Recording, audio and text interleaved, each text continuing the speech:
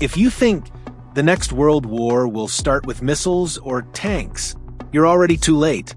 It's happening right now, inside your games, your apps, your mind. Governments are building weapons you can't see because they're made of code, perception, and you. This isn't to gain your attention. This is the first Metaverse war, and you're already on the battlefield. Paul Cyber signing in. Case file 007. Let's expose the truth.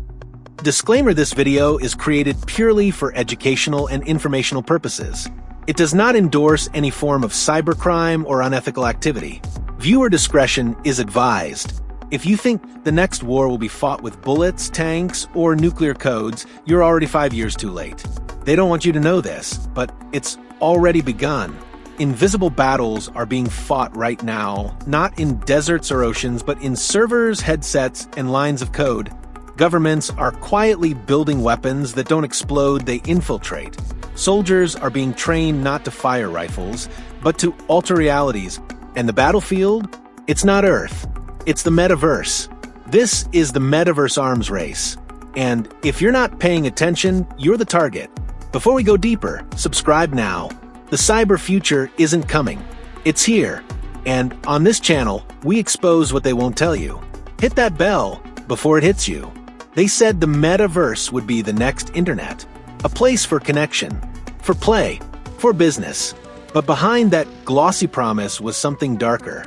Something militaries saw long before the rest of us did. To the Pentagon, to Beijing, to Moscow, the Metaverse wasn't entertainment. It was a weapon, a new domain of war. Let's rewind. In 2023, a leaked DARPA white paper, briefly posted online before being scrubbed, outlined a chilling new strategy. Title: Virtual Sovereignty and Multi-Domain Metaverse Warfare. In plain terms, the U.S. Department of Defense was researching ways to occupy digital territory, to weaponize augmented experience, to simulate total war in virtual environments, to control perception, behavior, and eventually minds. Meanwhile, China's People's Liberation Army had already built a division codenamed Red Silk, specializing in virtual psychological operations. Their job? To infiltrate enemy virtual spaces, manipulate narrative environments, and disrupt adversary decision-making. Let that sink in. They're not planning to attack your infrastructure. They're planning to attack your perception of reality itself. In 2024, a disturbing incident took place during a NATO military simulation inside a classified virtual training dome. A joint cyber exercise involving 7 allied nations was abruptly shut down when an unauthorized AI entity appeared in the training field. It mimicked NATO personnel with frightening precision, responding in real time, injecting false commands, and almost rerouting an entire simulated missile strike. The probe was traced back to an unknown node operating out of St. Petersburg. Russia denied involvement. The AI had no signature. But the message was clear. The lines between simulation and attack were gone. And that's just the beginning. A new generation of digital weapons is being born in these shadow labs. Not viruses, not malware, neuroreactive environment algorithms, programs designed to manipulate brain-computer interfaces in real time. You think brain chips are sci-fi? You think haptic suits are gaming gear? What happens when those devices become tools of national offense? Imagine this. A frontline soldier in 2027 is linked to a full Metaverse command environment. He's receiving live visual overlays, data targeting, threat warnings. Suddenly, his system glitches. For a split second, the overlay shows false friendlies. He pulls the trigger. 12 civilians. Gone. But the glitch wasn't random. It was a hostile injection, a virtual false flag attack. Who's to blame? The soldier? The system? The hacker? Or the new nature of war itself? Now ask yourself, if the Metaverse becomes indistinguishable from reality, how do you defend your mind? In early 2025, reports emerged of an app called EchoLoop going viral among teens in Seoul, Los Angeles, and London. Marketed as a hyper-empathic VR social network, it promised users complete immersion. Friends could experience each other's memories, feelings, even dreams in a shared metaverse. But it was a trap. Researchers discovered EchoLoop contained a military-grade sensory mapping protocol capable of tracking emotional response patterns across thousands of users. Built by a shell company, Orion Group, which was quietly funded by a private defense contractor with direct ties to 3 national governments. By the time it was pulled from app stores, over 22 million users had downloaded it, most of them children. Let that number haunt you. Virtual espionage is no longer about stealing state secrets. It's about infiltrating identity networks, altering group behavior, and deploying software tactics at a scale never before imagined. No bullets, no alarms, just broken trust and untraceable trauma. In some regions of Eastern Europe, digital PTSD is becoming a recognized condition among young soldiers who trained in hyper-realistic war sims, believing their actions were drills, only to discover later that they were part of live psychological experiments. Some began hearing whispers in games that weren't part of the program. Others developed hallucinations of avatars speaking languages they never learned. One soldier jumped from a rooftop, claiming he was logging out. But there was no headset, only code, buried in his mind.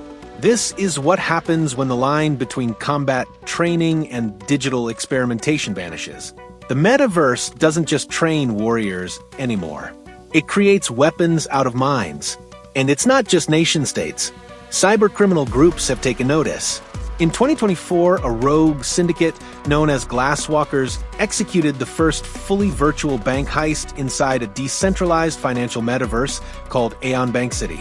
They didn't steal funds in the traditional sense.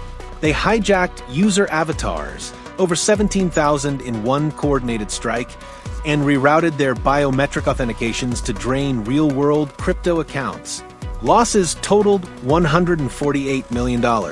No alarms were tripped, no fingerprints left behind, just silent avatars staring blankly as they were puppet in real time.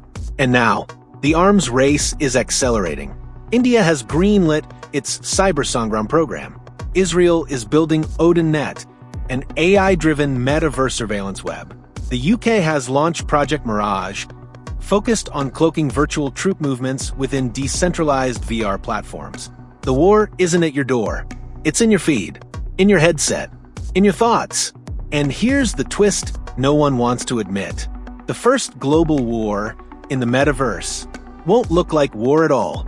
It will feel like a trend, a challenge, a filter update, a new immersive experience, until it's too late. So, how do you protect yourself? Here are 5 critical safety tips in the age of metaverse warfare. 1. Avoid connecting personal biometric data to immersive VR platforms. Many apps ask for access to emotion tracking or brainwave data. Deny it. Always. 2. Use burner accounts for metaverse exploration. Never link your financial data, real name, or geolocation to your primary metaverse identity. 3. Stay informed on military-funded apps or platforms. Before downloading anything that promises neural or empathic experiences, research who's funding it. Trust no one. 4. Install behavioral anomaly monitors. Some new cybersecurity tools can alert you if your digital behavior is being subtly manipulated. Use them. 5. Teach children to distinguish virtual from real. The younger generation is most at risk of being manipulated through gamified warfare. Make it a conversation.